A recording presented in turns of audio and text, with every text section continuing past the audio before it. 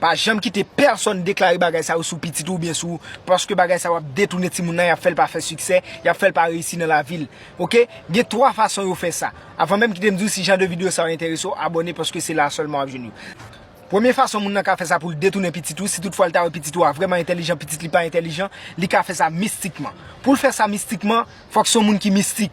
La fait degré mystique, il fait recette li avant, après ça la vinn sur ti moun nan, li dit ou même ou pas gen doit jamais rien. Là, dit peut-être en blague pour qu'à penser en blague, ou bien il dit ou même ti vol ou pied, ou bien il dit ou même bouette pour aller pousser. Li fait n'importe déclaration négative sur ti moun nan, depuis il te fin faire recette mystique li, l'a orienté ti moun nan vers la négativité parce que li gen ta couvrir ti moun nan avec énergie négative. Pas quitter moun faire petit tout ça. OK? Parce que gen moun k'ap fait, li connaît exactement ça il vient faire.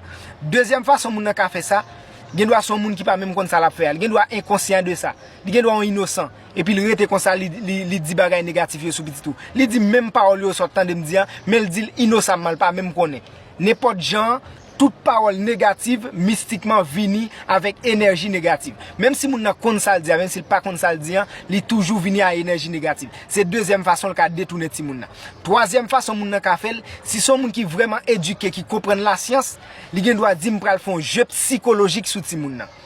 Parce que li connaît ti moun nan de 0 à continuer arriver 2-3 ans, ti moun nan dans les zones delta. Ça c'est un monde qui vraiment éduqué, qui comprend la science bien.